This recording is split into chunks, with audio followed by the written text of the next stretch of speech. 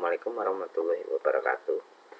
Perkenalkan, nama saya Rizky Akbar dengan NPM 183101855P. Sini saya akan sedikit menjelaskan tentang penyakit spondylitis tuberkulosis. Jadi apa sih spondylitis tuberkulosis dan etiologi dan dengan membahas patofisiologinya, penata laksanaan serta edukasi. Yang pertama-tama yang kita perlu tahu adalah apa sih itu spondylitis itu? Ya, semacam apa atau penyakit apa? Nah, jadi spondylitis itu dia adalah merupakan spondylitis tuberkulosis TB atau lebih dikenal juga sebagai Potts-diesis, merupakan infeksi pada tulang belakang yang disebabkan oleh Mycobacterium tuberculosis. Spondylitis itu TB terjadi sebagai akibat penyebaran hematogen bakteri M. tuberculosis ke pembuluh darah tulang bagian belakang. Sekitar 1-2% dari keseluruhan total kasus TB di dunia merupakan kasus TB spondylitis. Nah, jadi untuk keluhannya seperti biasanya, pasien akan datang dengan keluhan lokal dan sistemik. Nah, untuk keluhan lokal yang terjadi pada sistemik ini adalah nyeri pada tulang belakang dan gibus. Keluhan sistemik yang terjadi adalah malaise, penurunan nafsu makan, keringat di malam hari. Untuk mengonfirmasi diagnosis diperlukan pemeriksaan penunjukan atau mikrobiologis atau pencitraan.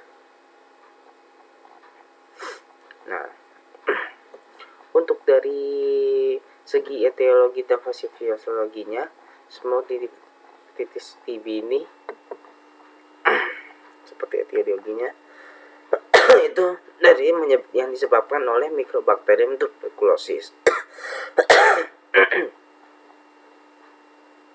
Nah, penjelasan tentang etiologinya, spondylitis TB itu disebabkan sebagian besar atau rata-rata oleh bakteri Mycobacterium tuberculosis. Nah, bakteri ini merupakan bakteri Bacillus aerobic tahan asam atau BTA tahan asam. Nah, spondylitis TB merupakan tuberkulosis sekunder yang umumnya disebabkan oleh penyebaran hematogen dari tuberkulosis paru. Nah, untuk dari segi patofisiologinya sendiri, jadi patofisiologi spondylitis tuberkulosis atau TB dimulai dari penyebaran hematogen bakteri ke dalam pembuluh darah spinal. Penyebaran hematogen dapat terjadi melalui rute vena maupun arteri. Adanya penyebaran infeksi via sistem vena intravenous dapat menyebabkan lesi pada bagian tengah korpus vertebrae. Nah, apabila penyebaran terjadi melalui plexus arteri anterior dan posterior, maka infeksi dapat memungkinkan menyebar pada daerah pradiskus. Nah, untuk selanjutnya, jadi yang tadi lesi pradiskus dari dasar spondylitis TB adalah kombinasi dari osteomyelitis dan artritis. Nah, yang biasanya akan mengenai lebih dari satu vertebrae karena adanya arteri segmental yang mengalami bifurkasi untuk mensuplai dua vertebrae yang berdekatan. Jadi adanya reaksi inflamasi kronik akibat infeksi bakteri dapat menyebabkan destruksi tulang secara progresif dan kolaps vertebra. Lama-kelamaan akan terjadi deformitas tulang belakang seperti kifosis. Nah, untuk penata laksanaannya sendiri, untuk dari penata laksanaan spondylitis tuberkulosis atau TB dilakukan secara konservasi dengan obat anti tuberkulosis atau dapat juga dilakukan pembedahan. Nah, Terapi untuk antituberkulosis. Sebagian besar pasien dengan spondilitis TB memiliki respon yang baik terhadap pengobatan antituberkulosis. Untuk persentasenya sendiri 82-95%. Untuk obat antituberkulosisnya atau AT yang diberikan ada rifampicin, isoniazid, terus pyrazinamide, ethambutol.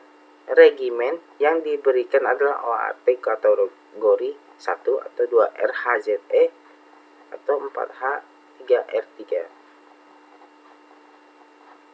Nah, untuk edukasinya, jadi apa sih yang harus dilakukan agar tidak membahayakan atau berkelanjutan ininya?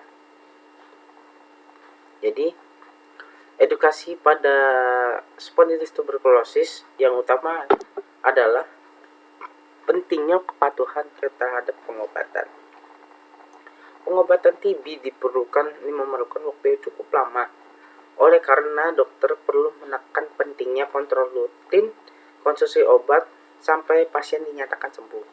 Hal ini bertujuan untuk mencegah resistensi obat dan kekambuhan.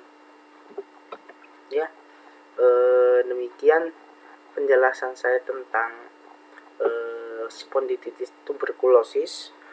Mohon maaf bila ada kesalahan kata-kata atau yang tidak enak di hati. Sekian dari saya penjelasan spondilitis TB. Saya Rizky Akbar. Terima kasih. Wassalamualaikum warahmatullahi wabarakatuh.